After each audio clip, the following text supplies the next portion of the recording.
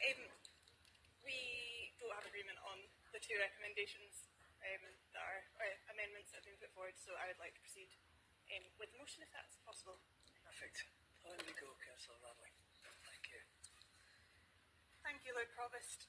Firstly, let me put on record my thanks to the people living in RAC-affected properties who since February have endured both worry and uncertainty. I'd like to thank them for the forbearance as we've gone through this options appraisal process, and for their vital contribution to today's debate by making deputations, for taking part in the recent community engagement exercise, and for sharing their views as we've explored options for how we deal with RAC. And of course my thanks go to our officers who have worked extremely hard in recent months to bring this report back to Council in summer as we promised. I'd also like to thank Police Scotland, the Community Safety Partnership, Scottish Fire and Rescue Service, other partner organisations, our housing officers in the Toddy area, and all council officers who have been wrapped around this community, with increased warden patrols, environmental service interventions, as well as support from the community and lifelong learning team.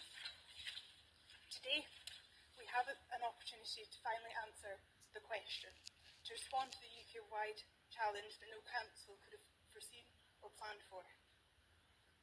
Lord Provost, make no mistake, this will be one of the hardest decisions we will ever face as a council.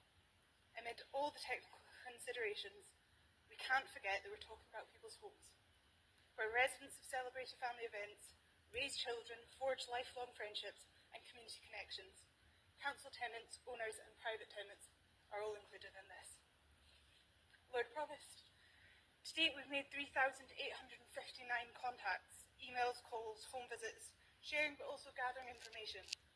We have detailed building surveys to draw upon, carried out by independent structural engineers. 500 properties, including 138 private properties, contain RAC in their roof panels. All that have been surveyed to date are deemed to be high risk, and that's why we've been rehoming residents since the start of the year, and why that will continue. Our officers are clear.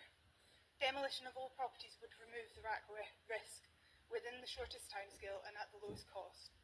Yes, there are options to strengthen roof supports and even to replace roofs, but those options have longer lead times and other complexities. And we must remember to frame our actions in the context of the ongoing resilience of the HRA, the refresh of the 30-year HRA business plan, and the requirement to deliver best value for the public pound. Dear Lord Provost, I've always been clear that my number one priority and the number one priority of this council must be the safety of residents. Our fundamental role as a council is to protect and safeguard the people we serve. We can do that by acting quickly and decisively today, by taking the tough decisions we are elected to make. To quote from the report, this is in accordance with the guidance by the Institute of Structural Engineers. Officers would advise that the council tenants need to move as their safety is paramount. Lord Provost, the council will continue rehoming efforts for tenants, with 154 leases signed and around 117 families moved. We will couple our actions with ongoing practical and emotional support for residents, continuing our person-centric approach, using dedicated housing support officers to help them adjust and establish a new home. Private tenants and owners will be offered similar help and will be added to the RAC impact housing list, should they wish to be. Lord Provost, we could stop there. Demolition only is one of the options we have before us today. However, Balmagas deserves better, Tory deserves better, and Aberdeen deserves better. That's why I'm moving recommendation 4A followed by the rebuild programme to ensure that we have high quality housing on the land that is being vacated.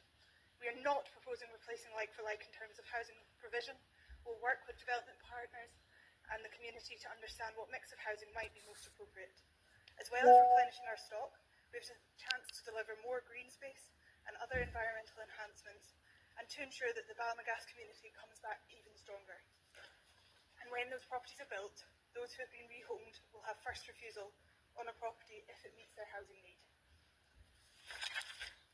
The report before us today recommends purchasing all private properties on a voluntary basis, so that demolition can proceed safely and smoothly. Officers will conduct negotiations in a fair and prudent way. The council will offer market value along with home loss and disturbance payments and cover reasonable legal and professional costs. We must consider the council's costs in all of this. Demolition is put at 20 to 25 million, and may take between 2 to 4 years. Rebuilding could add at least another 130 million and may take 5 to 15 years. The regeneration proposals will include detailed costings and financial delivery plans. We have an ongoing dialogue with the Scottish Government officials and Housing Minister regarding financial implications about potential funding, including financial flexibilities, and we may yet request that the Scottish Government consider a statutory dispensation to permit the Council certain flexibilities in managing the programme.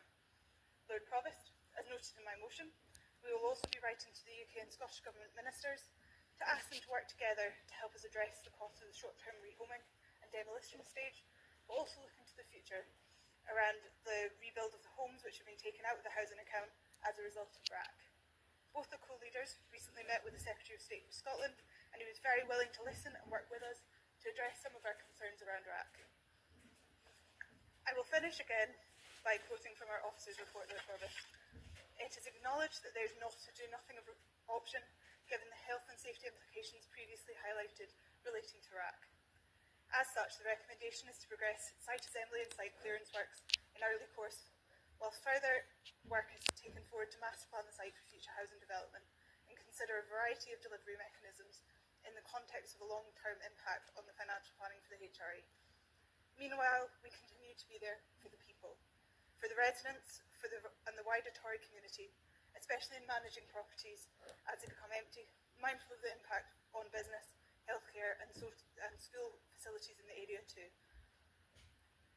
As convener of Community Housing and Public Protection, today is especially tough, but when it comes to looking after people, our communities and the city, we have one compelling choice in front of us today, and I would ask the Chamber to consider supporting the motion. Thank you. Thank you, Councillor Radley. Councillor Henrickson. Thank you, Lord Provost. I think one of the officers mentioned the situation that we're in that there are no easy options for today. When I looked at the options, and I looked at option 3, which Labour seemed to be quite interested in, you've got to ask yourself, why repair houses when you can build back better? It makes no sense to me. Option 4, demolition and then buying back, to me is the only option to provide decent houses for the people in Torry, rather than retrofitting houses which are 60 years old and probably coming back up to the end of their life anyway. I'm really disappointed today that we're talking about people's lives, and what do we get? We get political rhetoric, which is really, really disappointing. It is quite sad that we've had to this, because up to this point, this issue has been very well handled by all parties. So I am slightly disappointed today, looking at that at the opposition motions. I'm smiling at Labour because a number of times Councillor Malik has said to us that the partnership and the SNP delay, dither and defer. And that's exactly what you're doing here. What we owe the people of these houses is a decision today, so that they know what's happening and they can start preparing to move forward in their lives along with the council house. Now, to delay that for any length of period, I think I can't use the words that I want to use, is not a good way of moving forward. Let's make the decision today. Demolition, and then rebuild back better once we can look at the area and develop something that is really, really worthwhile of the people of Torry. And it's interesting that we've been talking about funding on this, and it's quite interesting that anybody who knows anything, that this is going to be very, very difficult for the council, and the impact on the HRA is marked, and it is something that at least the people in Aberdeen should be aware of, that this is going to happen. Lord Provost, I will support Councillors, the Councillor Bradley's motion and the addendum to get in contact with the Scottish and English Parliaments. Now, you shake the UK Parliament, but one of the problems that we've had in the past is that we've had nothing really to go with them because we don't know what we're doing. We have made a decision now, so we can go over to the UK Parliament and the Scottish Parliament and go, this is what we're going to do. Can you help us? We need your help. So, thank you, Lord Provost. I'll just leave it there. Thank you, Councillor Hamilton. Councillor Watson. Thank you, Lord Provost. And first I'd like to start by thanking council officers for their responsiveness and dedication to this issue over many months. Ensuring boots on the ground and on-site daily presence is a reflection of this. And it's just a reminder that officers are not making the decisions, but they're carrying out decisions that the council has made, for better or for worse. RAC has huge impact on individuals, on families, and potentially the destruction of a whole community that's taken generations to build up. And very vulnerable tenants who rely on their friends, neighbours and family nearby, owner-occupiers with large mortgages facing a lifetime of debt or potentially bankruptcy, or the loss of a home that they have paid for after a lifetime of work. Having bought a 3-bedroom house 2 years ago and then being offered to bed-sit to rent is cold comfort. A voluntary or compulsory purchase offering the current valuation minus roof replacement costs, which is slightly odd because obviously they're going to be demolished, will mean owner-occupiers get precious little compensation.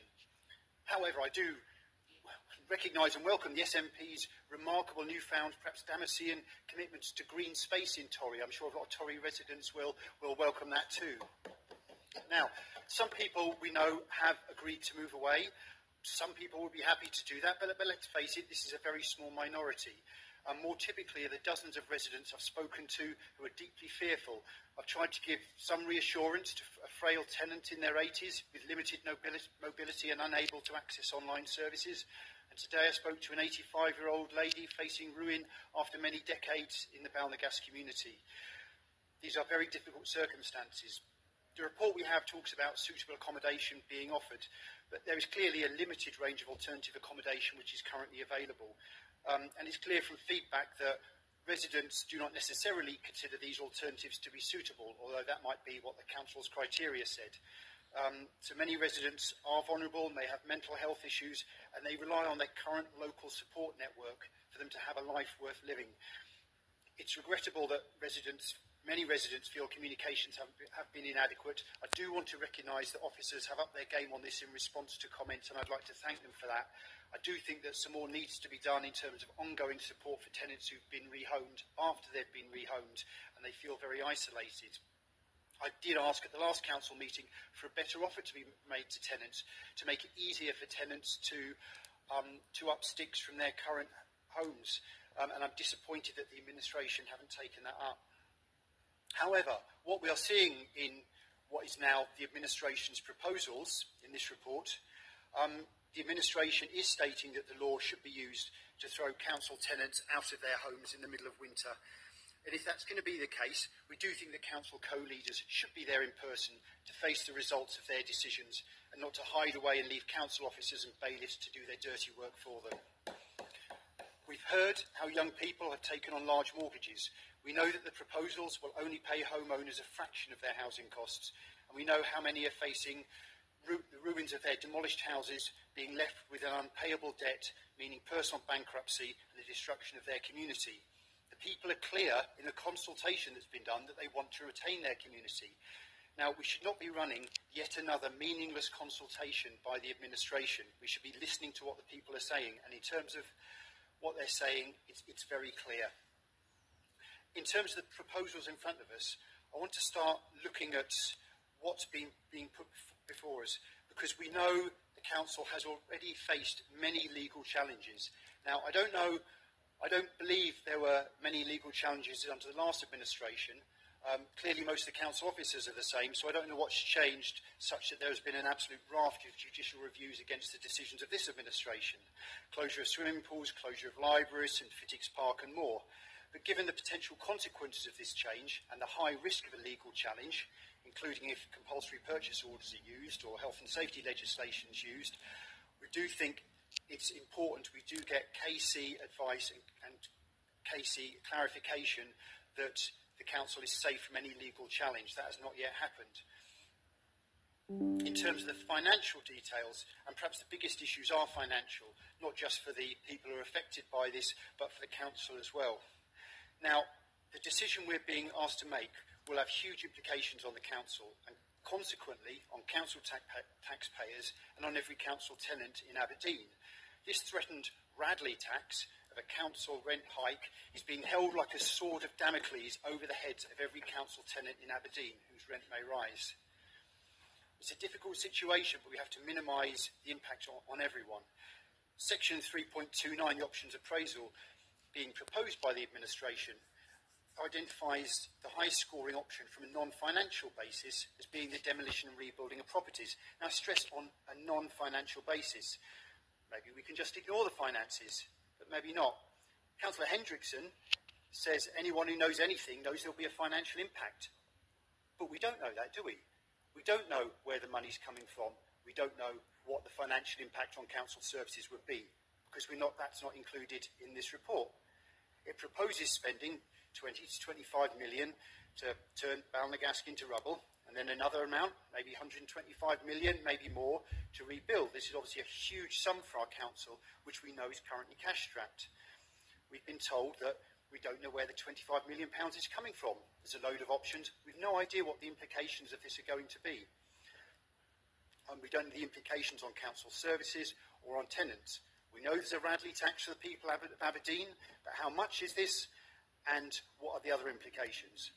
We're being asked to make a decision predicated on spending £150 million without knowing where it's coming from.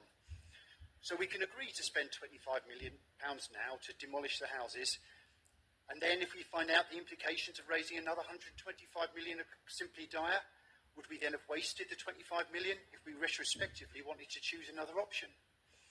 This would potentially plunge our council into huge debt. It's financial recklessness of the higher order. It's irresponsible, and we shouldn't just be blundering on regardless until Audit Scotland is called in to expose such a cavalier decision. Unless, of course, the administration's making an empty promise to rebuild and just wants to clear out the current residents, knowing it will be too expensive to go forward with the rebuilding process. However, Labour thinks it's irresponsible to just despair, and there are potentially better solutions. We've talked about the renovation option. The renovation option will be less than half the cost of demolishing and rebuilding. It will give modern, environmentally friendly houses linked to the heat and power network, lower heating bills. It gives owner-occupiers a fighting chance of a future, not the requirement that their house be demolished one way or another. It gives the promise of innovation and developing high-quality housing jobs for the next generations of Aberdonians, of developing a nascent local climate-friendly industry that can help us to expand to adapt to climate change with all the attendant social, economic and environmental benefits. And potentially some of this could be done incrementally to preserve the best of the community. I don't think we've got information to make this decision yet. We haven't got the costings of all the decisions. We don't know where the money would come from. But we need the full financial, social and economic development facts in front of us to be able to make these decisions. We should be pulling together for a cross-party approach to approach the government, so we know where we stand financially when we make a decision. There should be a united front, not just the co-leaders. So in conclusion, Labour set out in this amendment a plan of action. This needs to be done quickly. Residents are already stressed beyond belief over the last few months, but they're going to be even more stressed if they're placed into a lifetime of financial difficulty. This amendment will make sure that we're making financially sound decisions and that the people of Aberdeen are not an afterthought. Tory isn't facing modern-day clearances, but we're making the best decision for the council and for the people of Aberdeen. I urge you to support the amendment. Councillor Malik. Lord Provost, standing order 29.9, in terms of the Labour amendment, obviously requests us to seek external legal advice and get a case opinion or something. Doesn't identify a budget line for that to be that expenditure. Thanks. Thank you very much, Lord Provost. And No, sorry, Lord Provost. must identify a budget line or the motion is incompetent. Budget line? Lord Provost, we have actually our amendment with the officer, and according to them, it is absolutely fine. Now, question raised by Councillor McLaren is irrelevant. Legal can advise us if our amendment is incompetent, why were allowed then?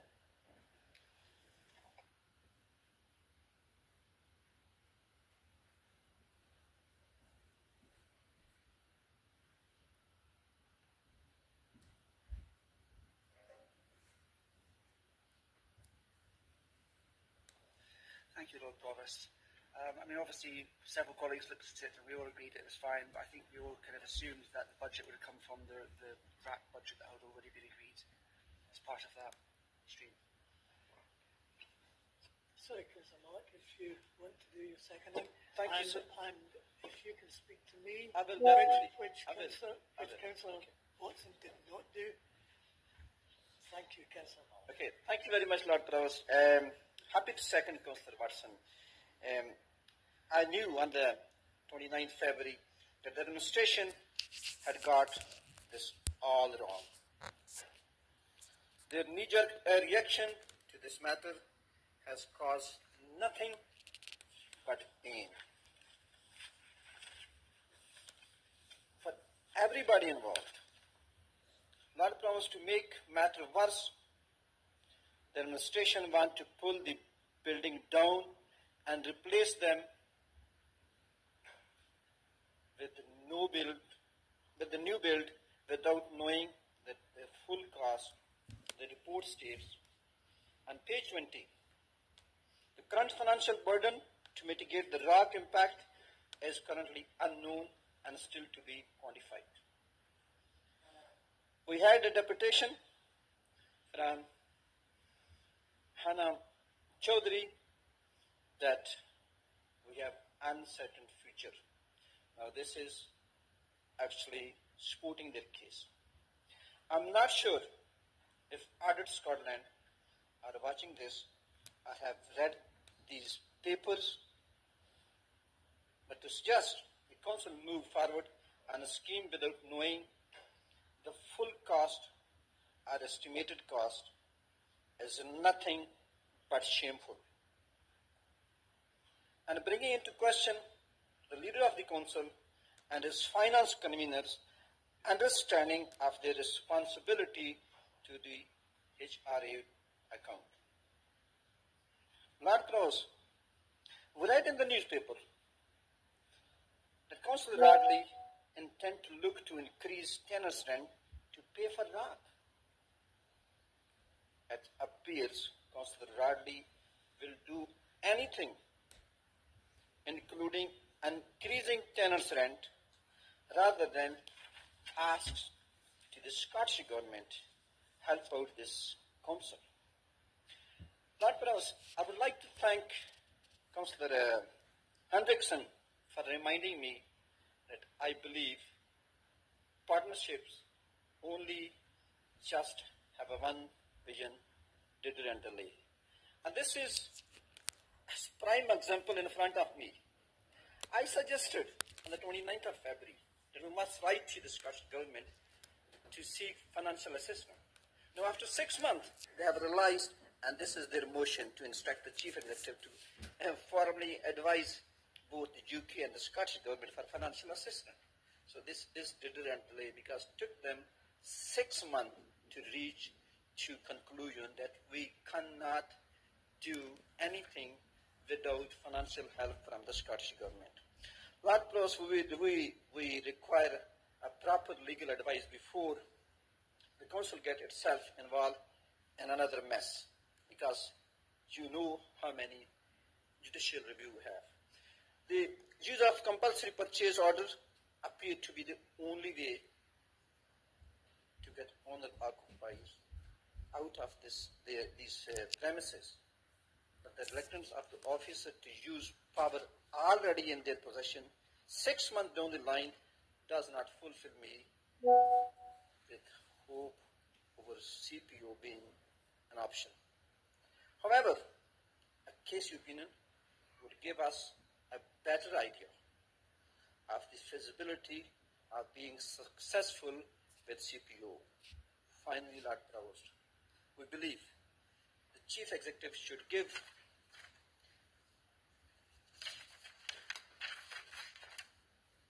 all elected members a note as to why this matter was deemed to be urgent. I will support Councillor Watson. Thank you. Thank you, Councillor Malik. Councillor Kuzna.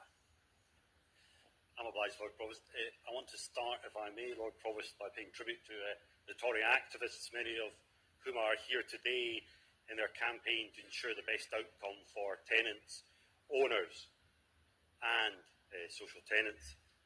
It's been a brutal time for hundreds of residents, and I pay tribute to the community. They've rallied around their neighbours and friends and rightly held officers and elected members' feet to the fire.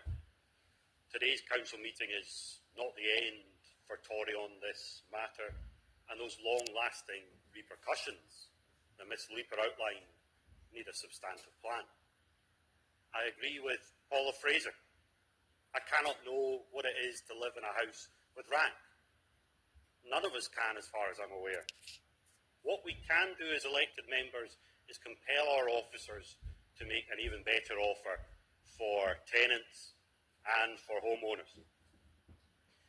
It would be incorrect, Lord Provost, to also ignore the work of officers. Their professionalism has shone through throughout this sad scenario, and I want to pay tribute to the individuals who are in this chamber today and who were here earlier. Lord Provost, I move the fulsome amendment for the Conservative group. Our amendment seeks to bolster the officer recommendations and provide further support for tenants and homeowners. Before turning to the substantive amendment, I want to be clear about our disappointment about the ill-considered remarks from Councillor Radley as convener for housing. When asked whether council rents might need to rise to pay for RAC, she said maybe yes. This is not helpful for tenants who are worried. The answer should have been, this is a matter for the budget process. We are not going to pay for RAC on the back of our tenants. The council must commit today. We are not going to rise rents to pay for this, to further hurt our council tenants, and we can do that today, Lord Provost. I hope that Councillor Radley perhaps will correct the remarks. So instead of frightening tenants, Lord Provost, I want this administration to put their shoulder to the grindstone, to keep pushing the First Minister, to keep pushing the Minister for Housing, for the support that this council has not received from the Scottish Government. We are Scotland's third city, Lord Provost. We need politicians willing to stand up for this great city. They should summon up the blood and do their job and properly represent this city. They need to stop being selective in what they ask the Scottish Government for. Support, which is their responsibility. Housing has been devolved for 25 years. Yet, instead of this, we keep hearing about the UK Government. The UK Government hasn't been responsible for housing in Scotland for a quarter of a century. I'm even surprised that the administration's motion is competent, because there is no UK Government minister with a responsibility for Scottish housing. There is no minister to write to. The problem lies in Edinburgh, Lord Provost, not in London.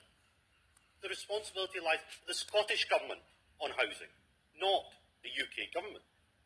The Scottish Government has failed to step up.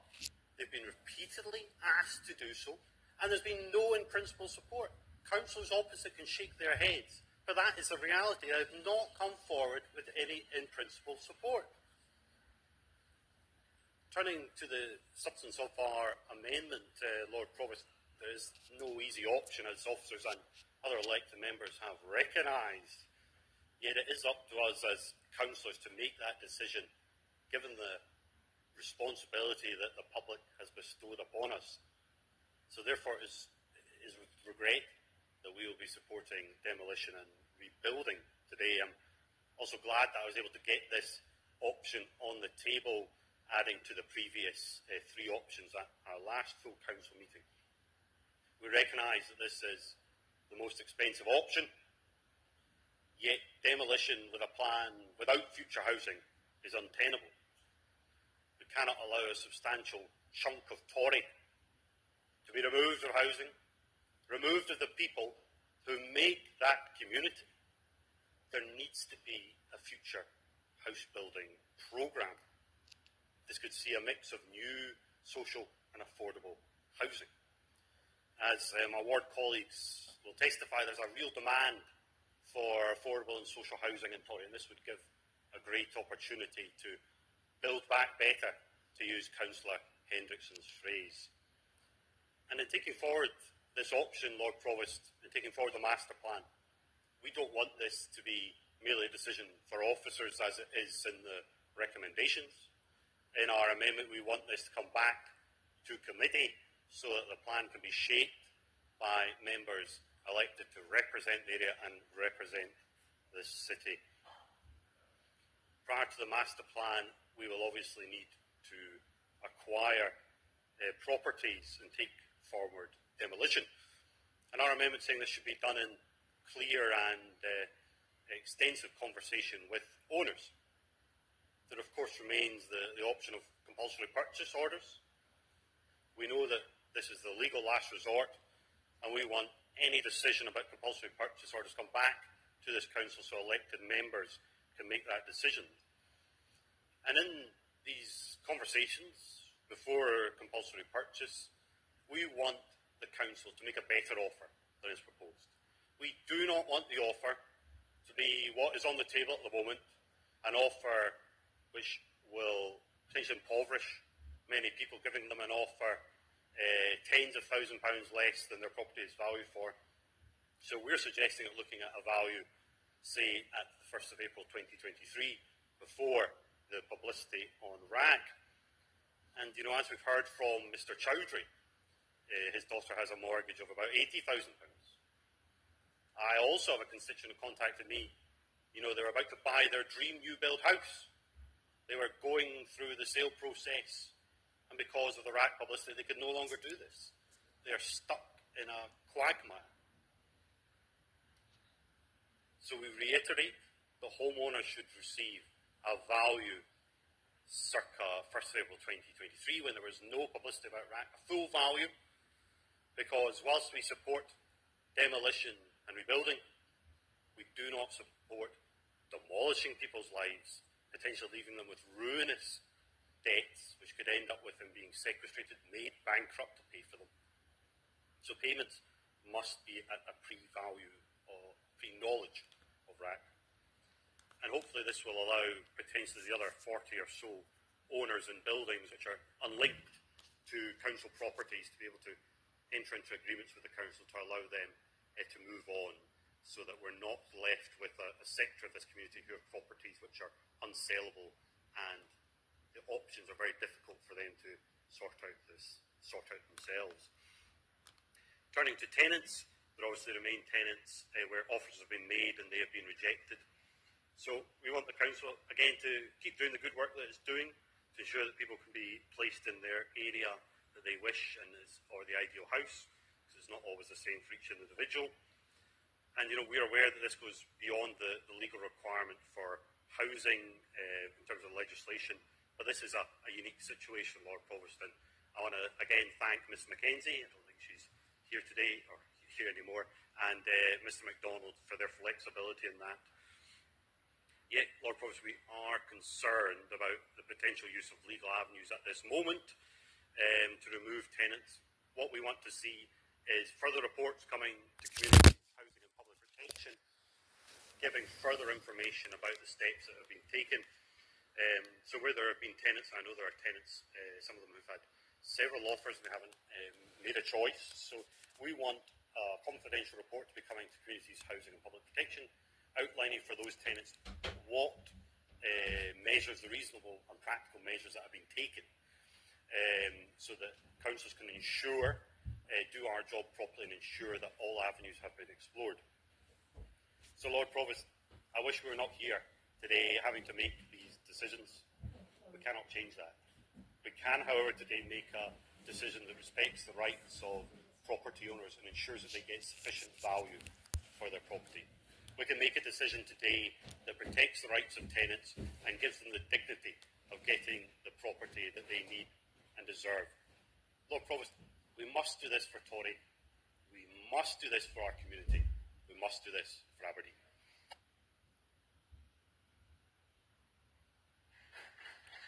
Thank you, Councillor Kusner. Councillor Brooks. Thank you, Lord Provost. I want to thank Ms Mackenzie, first of all, for her presentation to Council and the input of Mr Wilson, Mr Booth and all other officers involved in this process. And those, of course, who gave deputations and the community they represent today. I am delighted to stand in support of Councillor Kusner, who is speaking up for them with this amendment. From the administration's motion and supporting rhetoric, I really don't think the SNP-led council have listened to residents or the deputations today. Lord Provost, it is important that the council is not just attempting to meet its legal obligations of obtaining best value and offering homeowners current market value, but also to show the understanding and compassion I know that many of them, like Ms Mackenzie, carry. Let me remind the Chamber of the 4 council values we carry and we aspire to when making such decisions. Customer focus, professionalism, respect, communication, customer focus, citizen focus. Once again, like Busgates and LEZ and many other examples, the SNP-led administration is challenged on putting citizens' views first, and therefore is missing the mark in aspiring to that value. I feel that the values as a whole are being squeezed by the SNP-led response to the RAC issues. And just for the record, and in case there's any doubt in this chamber today, we have an SNP-led council, an SNP convener overseeing this situation, an SNP MSP for the area in question, and an SNP MP for Aberdeen South. And whilst they all have plenty to say about many things, as demonstrated by the administration's motion today, I haven't yet heard one of them consistently raising the volume on the residents' concerns. Not party concerns or even their own concerns, but the residents' concerns, either locally or nationally. Yes, I believe the administration has consulted officials to lever funding, but Aberdeen people are being let down by a lack of decisiveness from the Scottish Government and the political actors not speaking up for them in a confident and robust manner, which we still don't have any action that takes into consideration residents' concerns. We bring this amendment to appeal to the SNP-led administration to be fair and reasonable to our citizens and be able to mitigate such a substantial loss proposed to homeowners by offering that current market value. I point out to members that this is actually in the co-leaders of Councillor Allard's ward. Those that elected him will want him to represent them. And I would appeal to Councillor Allard, through yourself, Lord Provost, not to simply toe the SNP party line, but take this opportunity to speak up for the Tory residents on this. So I, and probably most in the gallery, will be very surprised and disappointed if Councillor Allard does not support the people of Tory and the essence of this amendment. We understand from consulting officers that the council has a legal duty to consider best value, but the legal precedent has already been set by Clackmannanshire Council that acquiring properties over valuation is in fact possible. And out with that, we could also trigger many mechanisms to show regard for our residents, making up any financial shortfall to homeowners. This council, with its elected councillors, exists to serve the city, not their political parties. Therefore, no matter what colour rosette you wear, I implore you should make the right decision today for the people that elected you, the people that spoke up today. I don't wish to over-dramatise this, but for the administration, this may be business and financial or economic discussion. But for these homeowners, it's their lives, and today's decision impacts the rest of their lives. I ask the Chamber at large to support the people of Tory and therefore support this amendment. Thank you, Lord Provost. Thank you, Councillor Brooks. Before we go to debate, I had intended having a procedural motion to suspend standing orders so that we don't have to stop at 4:30 today. And whether that is successful or not will depend on whether you get a 5-minute break just now to get out of this really hot room, or whether I take a different approach to the rest of the afternoon. And I've checked with legal, and I can do this sort of any time. I would rather have done it at the end of something, but it will give me a clue as to where we're going to go for the rest of the day. So with your indulgence, my proposal is that we suspend standing orders so that we don't stop at 4:30 this afternoon, but go on to a reasonable time, maybe somewhere around about 6:30 if we haven't finished business by then. Do we need to put it to the vote, or have we got reasonable agreement? Right, okay. So now my next decision becomes a little bit more tricky, and that is, it is very hot in here. And the reason I was going to have a break at 3 o'clock was to allow the colleagues who may well have to go home for child caring duties to be able to rush home and then come back online. But that might, I'm not sure whether we should do what was going to be a 45-minute break. My reason for being hesitant in this is the momentum of the debate that we're dealing with at the moment. If people are comfortable with that, if you feel you just want a short break and get on, fine, I'll live with that. But thank you, Councillor Mullin. Thanks very much, Lord Provost. Can we have a short break, maybe? 10-15 minutes, just because even I'm feeling hot.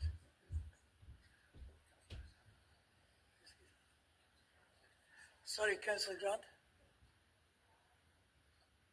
Sorry, thanks, Lord Provost. If it's a shorter break, then it's fine. But if it was, obviously your decision, if it was a longer break, my only request was to ask if I could come into the debate earlier rather than later on. So whatever your decision is, if that could be noted, that'd be useful. Thank you, Councillor Grant. I'd rather not do this. I'd rather finish this item, but I know that's not going to happen in 15 minutes. Thank you. So